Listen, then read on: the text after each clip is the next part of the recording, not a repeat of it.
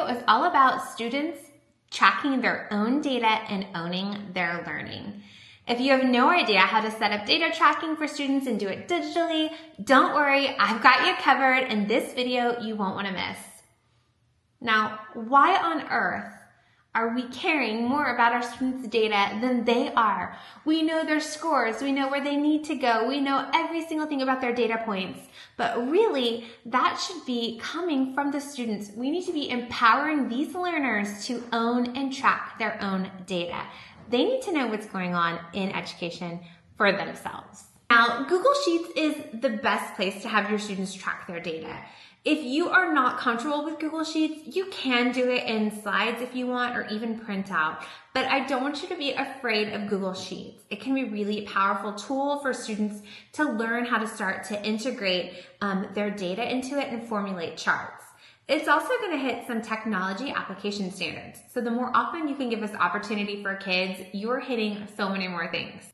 Now, I'm going to give you some actual tips that you can take with you, some steps for how to get started tracking data. Step one, when it comes to tracking your student data, is to really determine what kind of data that you are going to track and that your students are going to track. Are you going to be tracking unit assessments? Are you going to track universal screeners? Are you going to track formative assessments? Are you going to track by learning standards? You really want to consider that, because not all data is equal, right? How students are performing on their unit assessments are going to vary by topic, whereas a universal screener is kind of using tested skills that they might see on a state assessment. So for example, if you're teaching reading and Unit 1 is nonfiction and Unit 2 is fiction, well, their scores are not really comparable data points because they're two very different topics. So you want to consider, as the educator, as the teacher, what kind of data is going to make the most sense for your students to track. I think it depends on their age and really abilities, but I would start with your universal screeners and your state assessments. Those are pretty comparable to each other. Now, if you're new to data tracking, then you want to help create this system that will work well for you and for your student learners. So I really want you to consider how you can help students track reasonable goals. Before students take an assessment, they should be having a goal in mind of what they're trying to achieve on this test. If you've never really done that as a teacher, you just take the test and you move on, I really want you to think about, before students take an assessment, asking them to think about a goal. What is the goal that you want to make on this test? Now, your students' goals may vary depending on their ability, but you want to help them come up with a reasonable goal. And what students should think is, how did they perform on the quizzes that you've given them, those formative assessments throughout the unit? And then kind of come up with a reasonable goal before they take that summative test. So having students think about that is going to help them own their learning and try to work towards achieving a goal. I don't think student data should be hidden from them. They should know how they've done on past assessments, because all of that will help them create an informed decision on setting a goal and working towards growing, no matter where they are in their understanding.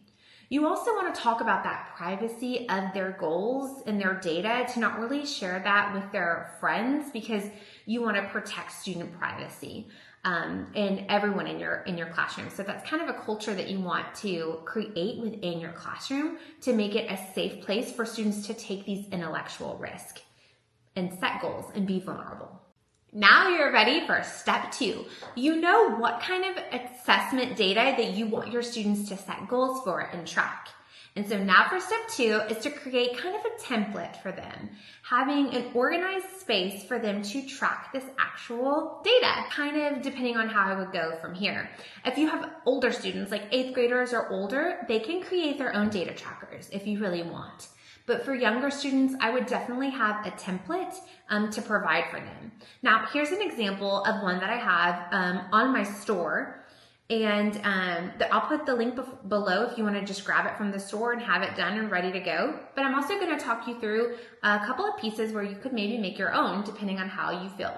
In this template that I have for you, students simply just need to fill in their testing data. I've already marked out what kinds of data we're going to track here.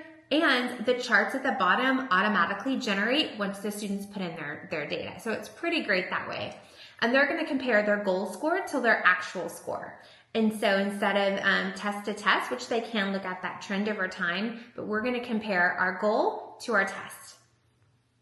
Now, step 1 as a teacher, you created which kinds of data you want to track. Step 2 is that template. And step 3 is that we're going to have our students sit down and write those goals that we talked about earlier, creating real goals that they can actually achieve and working towards that goal score on the assessment. Now, step 4 comes after they've taken the test. It's time to input that data and graph it out. So you actually, as the teacher, want to build in time to allow them to do that. Whether that's an entrance or an exit ticket, you want to give students the time to build in, to input the numbers, and to graph it. So if you're using my example down here, it charts itself, it graphs itself. But you could also have students create their own little data graphing chart, however you want to do that. And in my product that I have linked below, you get the digital version, but I also have a printout. So you can print it out into a page, and then the students would write in their score, and then they would create their own little graphs at the bottom in the boxes. But give them time so that they can actually input that data, make it a part of the routine, that you are following through with the goals that they set, and you're making them put in that information. Now on to step 5. You want to continue this process of setting goals and building in time for them to track it.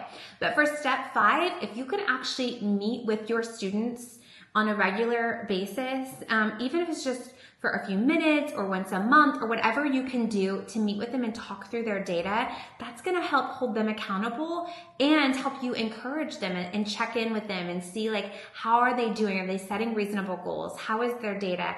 What do they need support in? And then you can also, as a teacher, kind of make your own data collection of what kind of interventions you need to provide to support the students.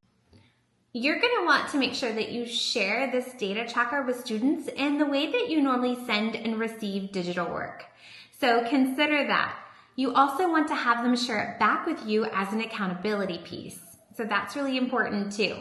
They need to meet with you or share it with you, have some sort of a point where they know that they're going to be held accountable for this.